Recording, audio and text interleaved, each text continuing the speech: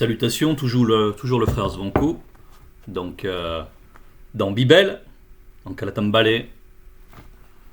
Et nous allons aujourd'hui aller dans Esombe par la permission du verbe de Loba. Nous allons aller dans Esombe, donc au chapitre 9. Au chapitre 9, c'est à la page 732, et il y a un titre, c'est La vie nouvelle au service de Loba. La vie nouvelle au service de Loba. On va s'attarder un tout petit peu sur le titre, et on y reviendra certainement au cours de l'enseignement. Normal, puisque ce titre englobe le message. La vie nouvelle au service de Loba. Donc, ce qui est intéressant, c'est d'observer que la vie nouvelle est accolée à la notion de service de Loba. La vie nouvelle consiste en ce service. Par rapport à la vie ancienne qui en était détachée, dont on n'avait déjà même pas la connaissance du fait que Loba est et qu'il vit inexplicablement par-delà toute réalité. Entendu. Donc la vie nouvelle va consister à servir Loba. Et nous allons aller, on va aller directement dans le verset 3, qui nous dit, donc Esombe s'exprime là, par la grâce qui m'a été donnée, virgule, je dis à chacun de n'avoir pas de lui-même une trop haute opinion selon le visible, mais de revêtir des sentiments modestes, selon la mesure de foi que le verbe de Loba a départi à chacun, selon la mesure de foi que le verbe de Loba a départi à chacun. Donc on va décomposer, et donc par la grâce qui m'a été donnée. Voilà comment Esombe commence à s'exprimer. Par la grâce qui m'a été donnée. Parce qu'il s'apprête à donner un conseil, et même au-delà, des consignes. Des consignes. Pour ceux qui ont été appelés au service de Loba. Par la grâce qui m'a été donnée, donc il se positionne par rapport à cette grâce. Et il indique que c'est la grâce qui lui a été donnée, qui lui donne ce mandat de donner ce conseil, de donner ces consignes. Par la grâce qui m'a été donnée, je dis à chacun de vous de n'avoir pas de lui-même une trop haute opinion, selon le visible. Donc, dans la notion de trop haute opinion selon le visible, trop haute, il y a le mot trop déjà. Trop. C'est-à-dire qu'on peut avoir une bonne opinion de soi, une estime personnelle, mais attention à ce que ça ne dépasse pas ce que le verbe, en fait, nous accorde. Par la grâce, justement. La bonne mesure, elle est dans la grâce. C'est ce qu'on voit à la fin du verset. Selon la mesure de foi que le verbe de Loba a départi à chacun. Il y a la notion de mesure cette fois-ci. Et la mesure, c'est ce qui va s'opposer au trop. Et puis, au milieu du verset, on nous parle, mais de revertir des sentiments modestes. Et ça va être la notion clé de ce message, c'est des sentiments modestes. Des sentiments modestes. Parce que dans cette modestie, il y a un alliage entre l'humilité et la fierté. L'humilité. L'humilité spirituelle, on ne parle pas de l'humilité, qu'on voit dans les religions, où c'est une humilité avilissante, où les gens se réduisent à rien du tout.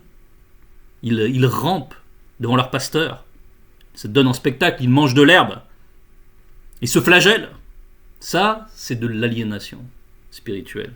Ça, ce sont les fruits des religions. Non, là, on nous parle ici de l'humilité spirituelle. Et dans l'humilité spirituelle, il y a déjà la dignité. La fierté vient de cette humilité. La fierté bien placée, selon la mesure, a pour fondement cette humilité. Et c'est dans cette humilité qu'il y a le lien au verbe. Et c'est dans ce lien au verbe qu'il y a cette fierté. Donc, ces sentiments modestes, on voit que c'est central. Et on va le voir ensuite. Alors, les sentiments modestes, pourquoi c'est si central ? On va le voir, parce que c'est en lien avec la suite, bien sûr. Verset 4. « Car, comme nous sommes plusieurs membres dans un seul corps, et que tous les membres n'ont pas la même fonction, ainsi, nous qui sommes plusieurs, nous formons un seul corps dans l'union avec les deux. Et nous sommes tous membres les uns des autres dans l'unité du verbe. Et nous sommes tous membres les uns des autres dans l'unité du verbe. Bien. Ici, donc, on nous parle du fait qu'on est différent. Il y a la notion de différence. Et du fait qu'on a chacun une fonction et donc chacun une particularité. Et pourtant, nous sommes appelés à la conscience collective. Nous sommes appelés à l'unité de Hébassi, de l'Église véritable. Donc, on va revenir à nos sentiments modestes, qui sont en fait une condition pour vivre cette unité malgré ces différences. Il ne faut pas que ces différences aient pour fruit des comparaisons qui aboutissent à des rivalités. Non, il faut que ces différences aboutissent au contraire à la complémentarité. On va prendre un verset pour illustrer l'état d'esprit qu'il faut avoir, que nous voulons pointer ici. Donc on va aller dans Essombe 26 au verset 4 et peut-être 5 encore. C'est la page 747. Par la manifestation de la grâce de l'Oba, ça c'est encore Essombe donc qui parle. Il commence encore comme ça, par la manifestation de la grâce de l'Oba. Il recentre les choses là. Il remet la mesure des choses. Je suis ce que je suis, virgule, et la manifestation de sa grâce envers moi n'a pas été vaine. Je suis ce que je suis. C'est la nouvelle vie. Loin de là, j'ai œuvré plus que beaucoup d'initiés. Virgule, non pas moi toutefois. Virgule, mais la manifestation de la grâce de l'Oba qui est avec moi. Mais la manifestation de la... Donc, au début du verset, il y a la manifestation de la grâce de l'Oba, et il finit également par la manifestation de la grâce de l'Oba qui est avec ce moi-là. Et qui est même intrinsèque à ce moi. Donc, qu'est-ce qu'on voit ici? C'est que Essombe, il fait une comparaison avec d'autres frères initiés. Il dit, loin de là, j'ai œuvré plus que beaucoup d'initiés. Donc il constate cela. Il constate cela, c'est juste faire preuve de discernement en cela, c'est qu'il a plus œuvré. Mais c'est pas pour autant qu'il va en tirer une gloire personnelle. Non, il remet toute la gloire dans la manifestation de la grâce de l'Oba. Parce qu'il sait que tout cela, c'est l'expression de la manifestation de la grâce de l'Oba à travers lui. À travers lui. Et qu'il n'aurait rien pu faire de lui-même. La seule chose qu'il a faite, c'est son 1%. Les 99%, il sait. Il sait que c'est l'inspiration qu'il lui a donnée, l'inspiration du Verbe. De faire tout cela. Son 1% a consisté à être pleinement disposé. C'est la notion de mérite. D'accord. Pour autant, il sait que tout cela a pour fondement la manifestation de la grâce de l'Oba. Donc c'est ça la disposition. C'est ça les sentiments modestes qu'il faut avoir. Quoique nous œuvrions en diverses choses, quoique nous ayons différentes fonctions, voilà quel doit être le sentiment de modestie. C'est de toujours se replacer dans le fait que tout ce qu'on peut faire dans notre vie spirituelle, on est débiteur. On doit tout au Verbe. On doit tout à la manifestation de la grâce. On doit tout à ce don premier qui nous a été fait. Et nous allons rentrer maintenant toujours dans notre verset thème, donc au chapitre 9, au verset 5. Puisque vous aurez des dons différents, voilà, puisque vous aurez des dons différents, selon la grâce qui vous aura été accordée, là on nous parle des dons. Et la grâce, c'est le premier des dons, la grâce manifestée. Puisque vous aurez des dons différents selon la grâce, encore une fois, qui vous aura été accordée, que celui connu qui aura le don de prophétie l'exerce selon l'analogie de la foi. On va poursuivre et ensuite on décortiquera. Que celui connu qui aura été appelé au ministère s'attache à son ministère. Que celui connu qui enseignera s'attache à son enseignement. Et celui connu qui exhortera à l'exhortation. Que celui connu qui donne maintenant le fasse avec libéralité. Que celui connu qui fortifie maintenant le fasse avec zèle. Que celui connu qui pratique la miséricorde maintenant le fasse avec joie. Bon. Tout cela, on nous décrit une variété de dons différents. Et une manière de le mettre en œuvre. Une manière de le mettre en œuvre. Le mettre en œuvre, c'est donc utiliser ce don. Utiliser un potentiel qui nous a été donné.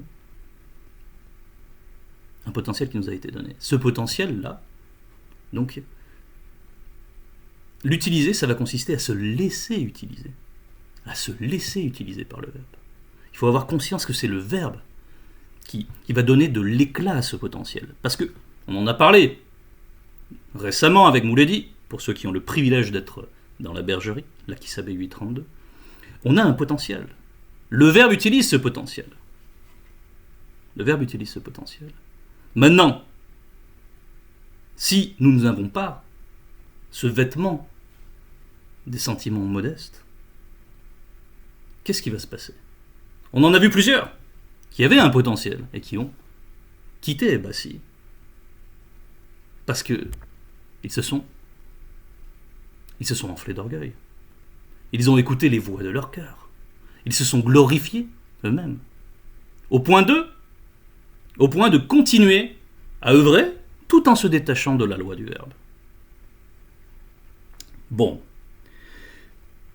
Mais ici, on voit ici que malgré donc toutes les différences qu'on peut avoir, toutes ces différences donc ont pour aboutissement une complémentarité, un ordre. Chaque chose est à sa place. Que celui qui enseigne s'attache à l'enseignement, que celui qui exhorte s'attache à sa fonction, qu'il y soit. S'attacher, ça veut dire être à sa place et ne pas aller à droite et à gauche. Voilà. Et ensuite, on nous parle de sentiments, justement. Que celui connu qui donne maintenant le fasse avec libéralité. Comme Sango, vis-à-vis de son...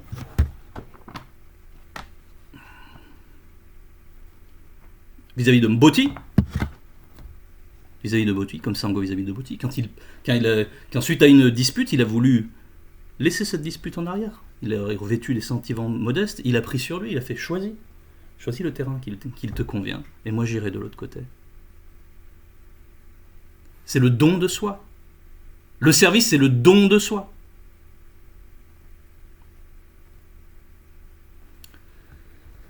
Ok, donc là, on nous parle des sentiments de modestie, avec libéralité. Que celui connu qui fortifie, maintenant, le fasse avec zèle, avec ardeur, avec zèle, avec enthousiasme. Que celui connu qui pratique la miséricorde, maintenant, le fasse avec joie. Et tout cela, tous ces sentiments sont sous-tendus par un seul sentiment, qui est l'amour, selon le verbe. Et on va le voir tout de suite après. Que l'amour selon le verbe soit sans hypocrisie, au verset 6. Que l'amour selon le verbe soit sans hypocrisie. Là où il y a de l'hypocrisie, il n'y a pas l'amour du verbe.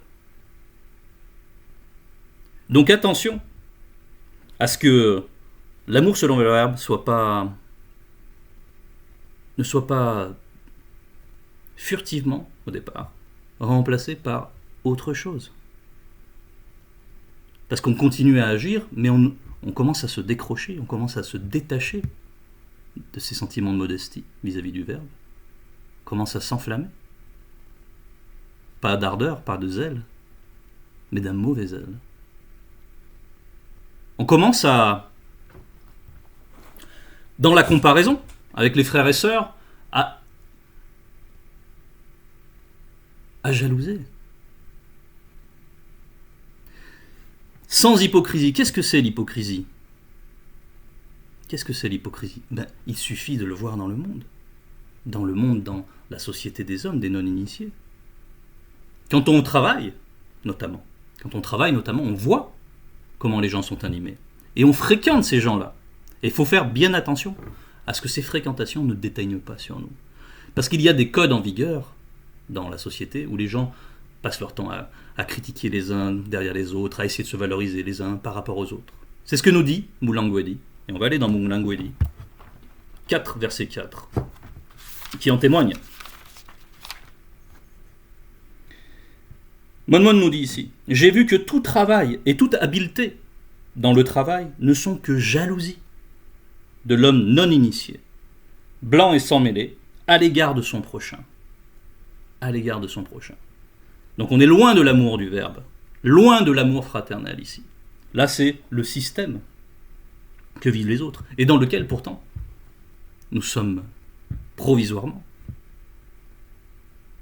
Nous devons cohabiter avec ce système. Donc bien attention à ne pas calquer ce mode relationnel qu'on peut trouver à l'extérieur et à l'adjoindre à la vie dans les bâtis, à la manifestation des dons dans les bâtis. Ce serait une grave erreur.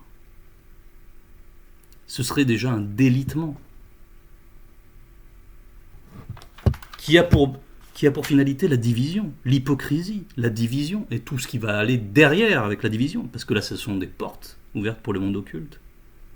Et là, toutes sortes d'esprits peuvent s'engouffrer ensuite, pour créer des scandales, pour créer des disputes, pour créer... Voilà. Donc que l'amour du Verbe soit sans hypocrisie. Sans hypocrisie.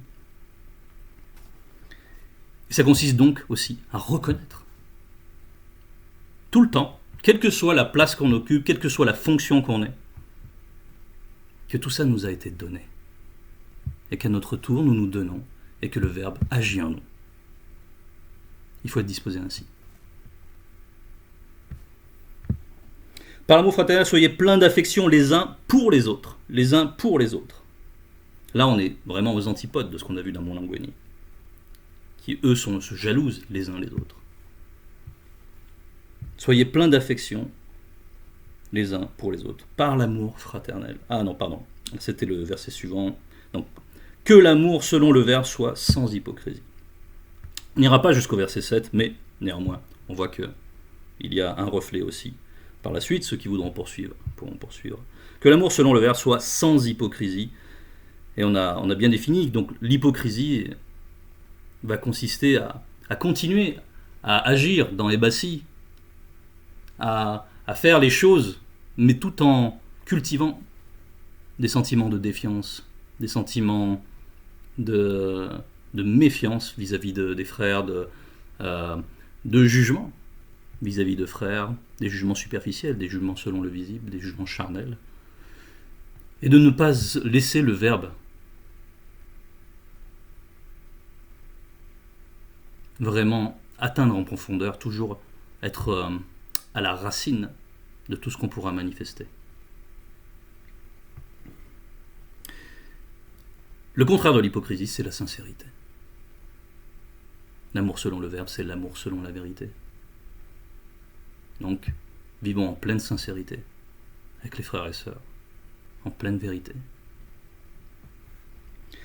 Et le verset finit en disant « Ayez le mal en horreur, attachez-vous fortement au bien. » Ayez le mal en horreur, attachez-vous fortement au bien. Ayez le mal en horreur, c'est juste normal. En fait, la haine du mal, c'est la crainte du respect qui est due à l'oba. C'est donc l'obéissance envers le Verbe. C'est donc cette humilité, c'est donc cette notion de service, qui doit être à la racine du service. Ces sentiments de modestie. Et qui n'empêchent pas la fierté, encore une fois. Mais il y a une juste mesure à garder. C'était le message. Honneur et gloire à notre Tété.